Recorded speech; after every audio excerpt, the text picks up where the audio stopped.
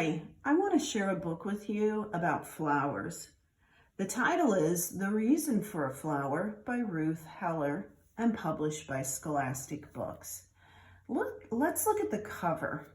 Do you think this is going to be fiction, a made-up story? Or do you think it'll be nonfiction, a book of information?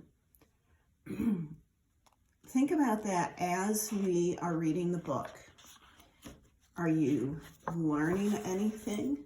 Are you getting information as we read? Or is this just to entertain you? This one has become, let's look at the pictures and read all the way across the page, a plum. The reason for a flower. Think about that. Do you know the reason for the flower? Is there really a reason that we have flowers? Birds and bees, and these, look carefully, these that they're talking about, some of them kind of blend into the picture. And these sip nectar from flowers. Look carefully for the these they talk about on this page. It's nighttime, so it's harder to see the moths and the bat. And as they search for more and more, pollen from the flower before goes to the next one they explore.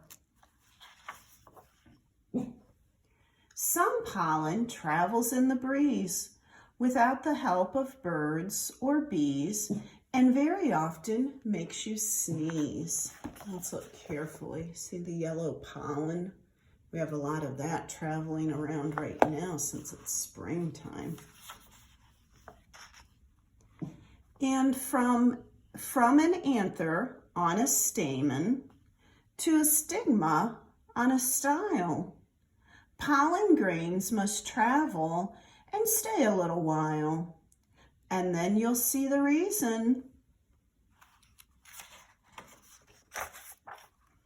For each flower, even weeds, the reason for a flower is to manufacture. Think about that word, manufacture. What does that mean? That's a big word for make. So the reason for a flower is to manufacture or make, do you know what? Seeds that have a cover of one kind or another. Some grow inside a juicy fruit, and it's not odd to find them growing in a pod. The largest one's a coconut.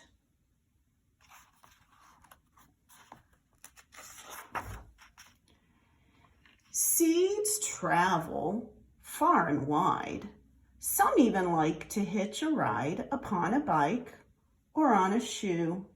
Squirrels hide them and forget they do. Some have burrs that stick to furs and travel at a gallop. Seeds can settle anywhere they find water, sun, and air, and then grow roots and stems and leaves.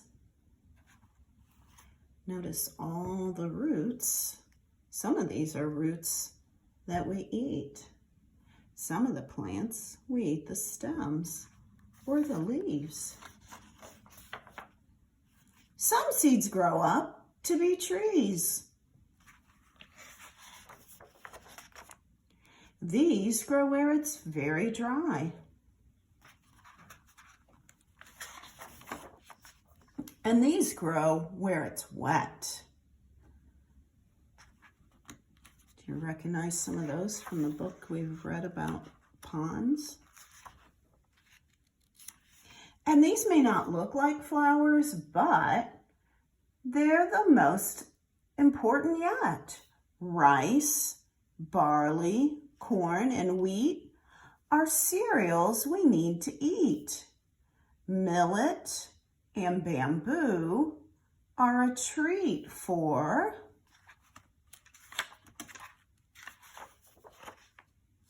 animals who don't like meat. They are called herbivores.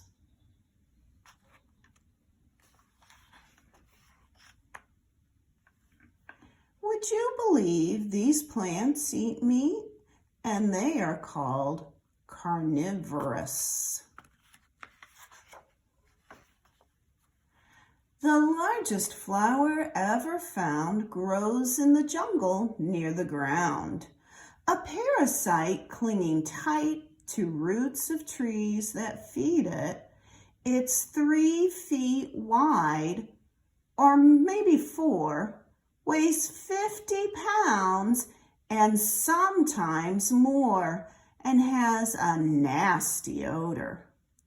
Rafflesia is its name.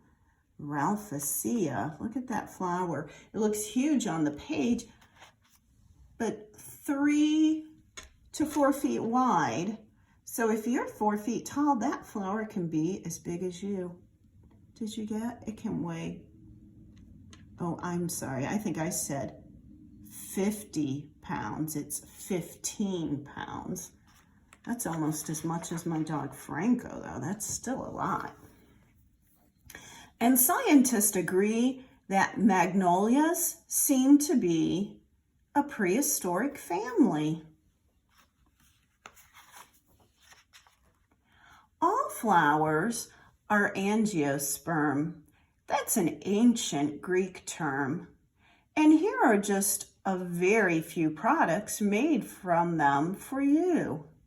Paper, straw, wood, candy, coffee, tea, popcorn, chocolate, pasta, cotton, perfume, bread, cork, rope, rubber, and medicines. These are all things that we need flowers for. Plants that have no flowers are fascinating too. This one has become a plum, right back to where we started. So think about that. I learned a lot about flowers from this book. It gave me many facts, lots of information. Hopefully now you know the reason for a flower. Go ahead and tell somebody at home some facts that you learned about flowers and seeds. What is the reason for a flower? Go ahead and share all that knowledge.